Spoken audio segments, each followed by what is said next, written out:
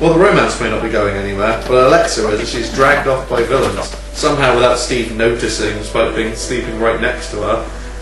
Also, she's putting up one hell of a fight there, isn't she? You seem to be kidnapping me. Please stop that. Mind you, I suppose that she probably hasn't eaten or drank anything for 3 days because they were too busy shagging to get her supplies, so she might be better off with the kidnappers. In response, Steve doesn't seem to even be miffed about the situation, heads somewhere where apparently she's being held. It turns out that the Colonel had Alexa kidnapped, and Steve tells her to dig up Charlie's grave, which apparently they just do without him saying anything else. But the man in the grave turns out to be Dr. Boa. Steve then asks who the third witness who testified Charlie died on the boat was, but they refuse to say. That's not important. More like, we just don't want to give away the twist at the end of the movie, because clearly that is important. So Steve walks away and, get this, he somehow finds Basil again, who takes him to an otherwise random location where we find out that Charlie is alive! Oh, what a shocking twist that no one would have guessed! Oh, am I kidding? It was obvious from about 30 seconds after his death.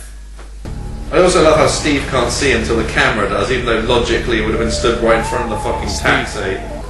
Oh look, it's Skulk and Bull as well. Since I got it, there's been military, cops, thugs shooting at me. Alexa, she's... Whoa, relax. Whoa, yeah, calm down. You're almost making it sound like something interesting has happened in this film so far. Anyway, Charlie explains that he faked his own death to avoid people trying to get the formula for blue mist from him. He also claims that it's America that's the real killer, because he says it's their fault that people in Bulgaria are starving to death. He also tells Steve if he doesn't go to the cops, he can get them out of the country. But if he does, he'll do everything to get to him through Alexa. So Steve attempts to leave, but Bull smacks him over the head with his gun, and Steve awakes in a car going through a car wash.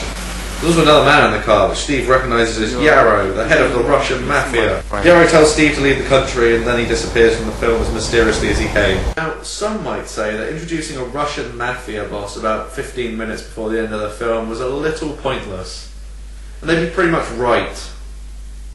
After that scene, Steve and Alexa argue, and the Colonel does this.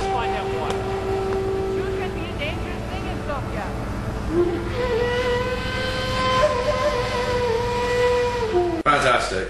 That scene added a lot. A woman walking. So Steve arranges for himself and Alexa to leave with Charlie, but the police arrange with him to arrive and bust Charlie.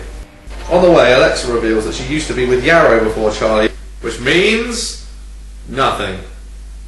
Whoopee. The two arrive at Charlie's meeting point and head through an underground passage, and even though he leaves two men behind on the surface, the police evidently track nobody. Steve, Charlie and Alexa eventually arrive at an abandoned building where Charlie reveals the plan to fly in a helicopter to Turkey, double-crossing the Russian mob, at which point Charlie and Steve engage in some witty banter. Cartel? You double-crossed the Russian mob? Are you fucking insane? No, just richer.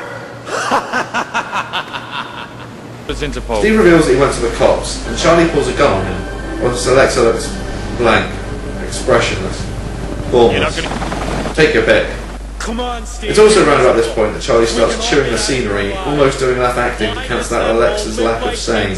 So some men show up, some from Interpol, and some who I guess work for Charlie start battling it out, whilst Charlie's jaw seems to stop working. In desperation, Charlie kidnaps Alexa, but seems to give up after a few yards while his goons beat Steve up. Bullets begin to fly in the compound whilst Charlie runs from Steve. Given the setup, I wouldn't be surprised if Scooby and the gang started chasing him as well. Down in the firefight, we also get to see more awesome action like this, until we cut back to Charlie threatening to shoot Steve again. Even Steve seems a bit tired of it at this point.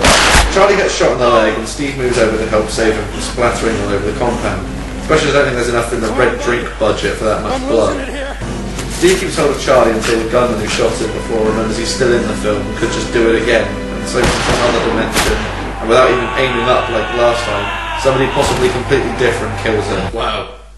Biggest anticlimax ever. The battle then conveniently draws to a close with Charlie's men captured, as Steve sits alone, clearly upset by the death of his friend. He also sees two of the people who convinced him to go to Bulgaria in the first place. Funny what life kicks up, no? Don't make fun of his accent. Anyway, afterwards, the Colonel, whose acting started off slightly hammy and has been getting progressively worse, shows up for this scene. My father always said the hard choices were the right choices. Wow, That was even dubbed and it still sounded appalling. How bad must the original have been to choose that version? You still want to catch that plane? Ouch. 50 takes and that was the best one, huh? I'll wait over there. Fine, just someone stop her acting, for God's sake! Okay, let's wrap this up before I kill myself. It turns out Alexa got someone to leave the flyer under Steve's door, which doesn't seem to make any sense. Steve basically tells her to take a hike, and Alexa falls asleep inside her head again. Steve walks away with jam on his face. Then the Colonel delivers this line. I imagine you will get some notoriety. Make big news back home. Causing more rage to boil up inside of me before we get the last line of the film delivered through a plume of smoke, which apparently is fine with no need for a reshoot. Steve then gets in the car and then the film just dies with no segue into an ending. The end. City of Fear. It's kind of lame. The acting is so bad that it actually kind of becomes good again. The action is completely non-existent and the plot feels tacked on. So, and even the editing is so bad at times, just be left gazing in awe at the screen trying to work out what the fuck just happened in a scene. The female lead is one of the worst actresses it's ever been my entirely dubious honour to witness. And Gary Daniels is so bland it's really hard to even care about him. And I love how we never even found out what Blue Mist was, despite it having been a major plot point. So in summary, if you're a fan of bad acting, I would definitely recommend City of Fear. If you want coherent plot and blood-pumping action, suggest you go elsewhere.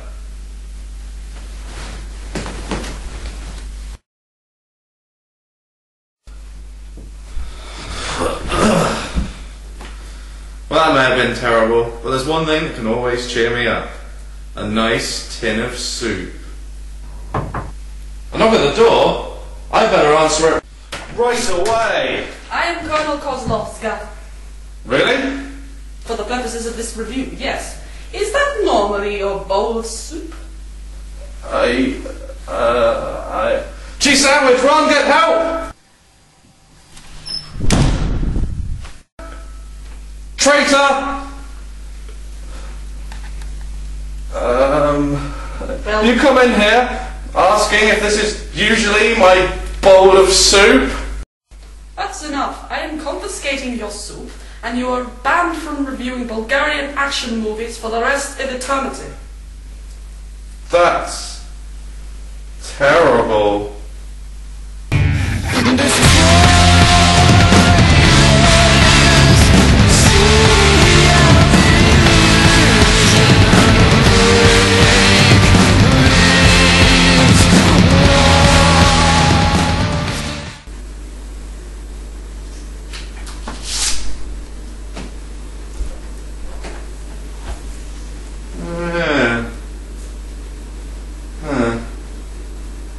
There'll be more blood.